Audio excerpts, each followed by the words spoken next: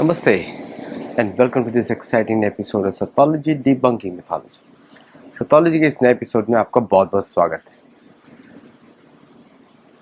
Trump को इतने झटके लगे हैं भारत से कि पहली बार 2 साल में शायद एक नया एम्बेसडर, इस टर्म का पहला एम्बेसडर आ रहा है एरिक गार्सिटी के बाद। और ये जो एम्बेसडर है ये काफ़ी यूनिक है। जैसे कि he is ambassador for South Asia affairs and Central Asian affairs और एम्बेसडर टू इंडिया। और इसका स्पेशल इनका जो एक्चुअल टाइटल है special envoy for South and Central Asian affairs and ambassador to India. तो इनका एक बड़ा ट्रैक रिकॉर्ड है कि इन्होंने ट्रंप के लिए विनिंग कोलिशन बनाया और सारे लोगों को सिलेक्ट किया फॉर ट्रंप्स एजेंडा। तो जितने लोगों को सिलेक्ट किया गया है इसमें he has a major contribution. Scott Bessent और आपका लटनिक और ये सब जो लोग हैं और जिन्होंने भारत के विरुद्ध इतने सारे स्टेटमेंट्स दिए हैं, तो आप समझ सकते हैं कि एम्बेसडर कैसा होगा भारत के लिए। ये जो एम्बेसडर है इसका जो ट्रैक रिकॉर्ड है वो है winning presidential elections for Donald Trump. और भारत का क्योंकि भारत में एम्बेसडर नहीं था एरिक गार्सिटी के बाद, तो ये पहला एम्बेसडर लगा है। एरिक गार्सिटी का अपॉइंटमेंट काफ़ी लंबे समय के बाद हुआ था। जब किसी देश में एम्बेसडर नहीं होता तो आप अच्छी तरह डीलिंग्स नहीं कर सकते लोकल कंट्रीज से। और एरिक गार्सिटी नेवल इंटेलिजेंस ऑफिसर था, उसका काम कुछ और था। उसका काम था किसी तरह बाइडेन को या ट्रंप और जो यूएस के जो डीप स्टेट एसेट्स थे भारत में वो कल्टीवेट करना। उसके एक्शन से लगता था, लेकिन उसकी हरकतें अजीब सी थी। ये जो एम्बेसडर आने वाले हैं सर्जियो गोर, अभी बहुत सारी चीज़ें बाकी हैं because he needs to be confirmed, उनके क्रेडेंशियल एक्सेप्ट होने चाहिए। भारत में भी जनरली हो जाएगा। और he comes from a business background.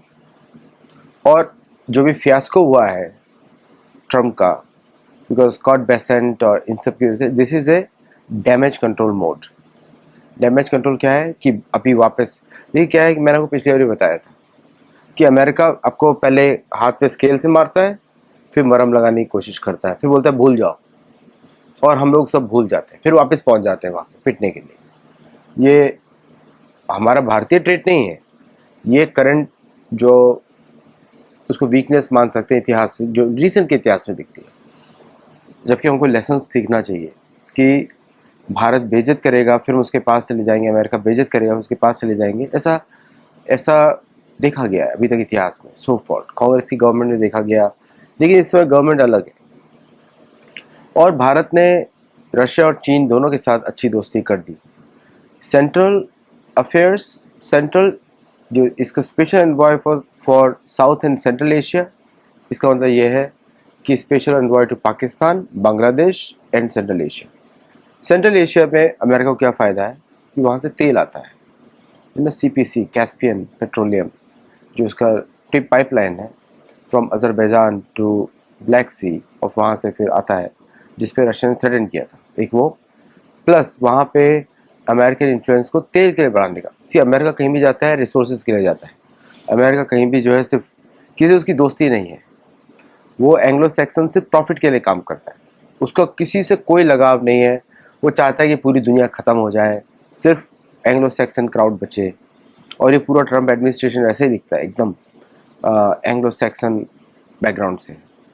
तो इनका क्या है कि ये आएंगे और इसका he has a very good track record, traveller भी है, इसने पूरी दुनिया देखी है।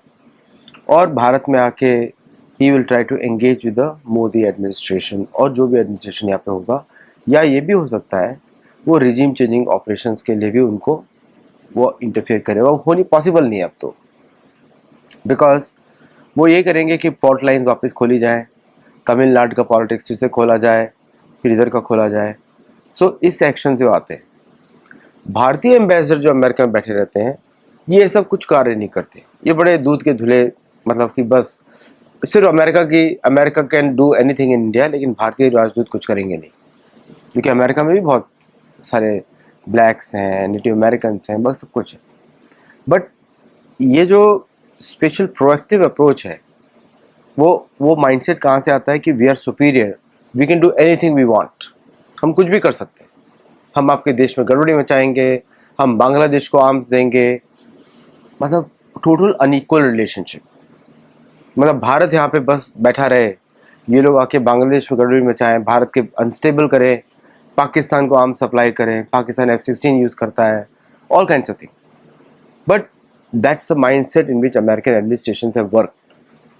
क्या ये भी यही करने वाले हैं? मुझे ऐसा लगता नहीं।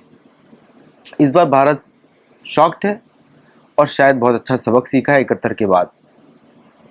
तो ये एम्बेसडरशिप इसका मेरे हिसाब से पूरी तरह फेलियर होने वाला है, क्योंकि भारत वो सारे एक्शंस करेगा जो भारत को करने हैं। जो पहले होता था कि American foreign office, American embassy गुप्तचरी का अड्डा होती थी, सबकी बातें सुनते थे, हर सारे अपोजिशन लीडर वहाँ पे जाते थे। मतलब भारत की पार्लियामेंट एक तरफ, अमेरिकन दूतावास एक तरफ। तो अमेरिकन दूतावास वॉज दी एक तरीके से अपोजिशन का जमावड़ा। बट आई थिंक वो समय बदल चुका है। तो even though Sergio go is a very good person, personally I can say is a good person and qualified है, लेकिन डिप्लोमेसी में क्वालिफाइड नहीं है। मतलब एजेंडा कुछ और है। एजेंडा है कि use the intelligence assets in central Asia. ये वर्ल्ड वॉर 2 की डिप्लोमेसी है। वर्ल्ड वॉर 2 किस तरह वर्ल्ड वॉर 2 में पाकिस्तान बनाया गया था, so that Pakistan territory can be used. इसलिए उसका एक पतला सा काट के उसको साइड में दिया कि हमको इतना बफर चाहिए बस कि भारतीय कभी अफगानिस्तान में इंटरफेयर ना करें, उसके बीच में ये एनिमी टेरिटरी आ जाए। इसलिए क्या गया था, भारतीय ट्रूप्स कैन नॉट मूव, और कहीं से इधर आना हो तो बीच में पूरा माउंटेन रेंजेस से लेके इधर तक एक पाकिस्तानी टेरिटरी है। आपको याद ही होगा कि पाकिस्तान का ब्रिटिश मिलिट्री जनरल होता था जिसके अंडर में 47 का अटैक हुआ था, और भी भारत में भी उस समय ब्रिटिश इन्फ्लुएंस थे। तो ये उसी फॉल्ट लाइंस पे काम करेगा, क्योंकि अभी रिसेंटली आपने देखा होगा कि Bharat went to Central Asia republic के साथ, भारत ने क्लोज रिलेशनशिप बनाई, भारत ने चीन के साथ बनाए, भारत ने रशिया के साथ बनाए, और भारत चाहता है कि एशिया से अमेरिका इंटरफेयर ना करे। Just get out of Bangladesh, get out of Pakistan, आप अपनी स्फीयर में रहो। I think this person will help us do that, मेरे हिसाब से, अगर इसको ठीक से समझाया जाए ठीक से।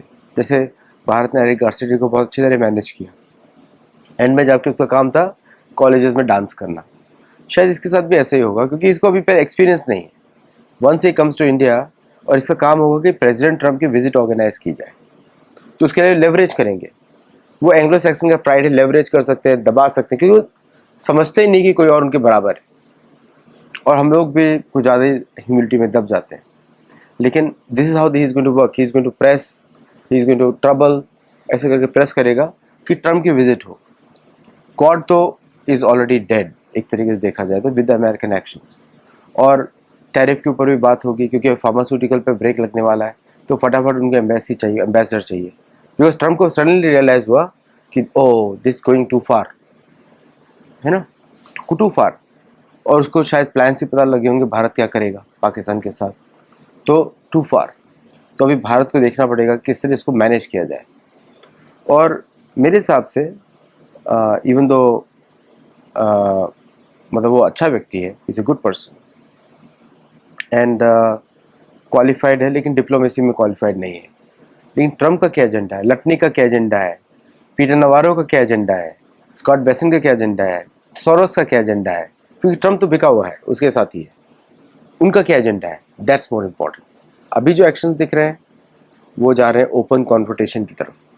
तो ये व्यक्ति जो ट्रम्प का इनर टीम का मेंबर है, ये ट्रम्प को डायरेक्टली रिपोर्ट करेगा, क्योंकि ट्रम्प को किसी भी डीप स्टेट पे कोई विश्वास नहीं है। इसलिए आपने देखा होगा ओपन टाइज के साथ आए, टाइज हटा दी। मतलब क्योंकि एक एंग्लो सैक्सन वर्ल्ड में एक टाई का एक लिमिट, टाई का मीनिंग होता है। टाई का मीनिंग होता है कि you are tied to the crown, ऐसा करके एक होता है कि tied to the rules of the church, ऐसा होता है।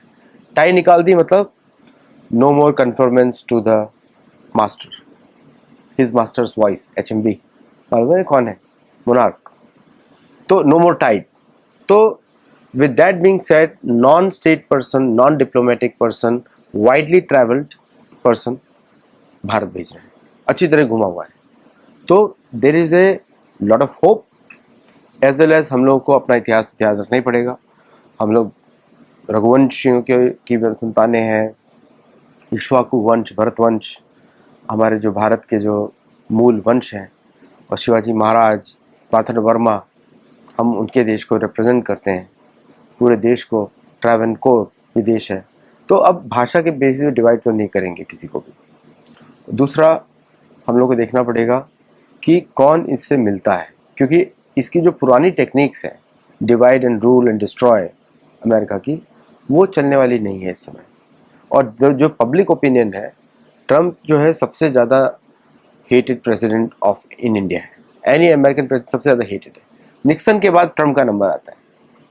After Nixon, I mean Nixon and Trump share the badge of honour in India, ऐसा समझ लीजिए, यू नो।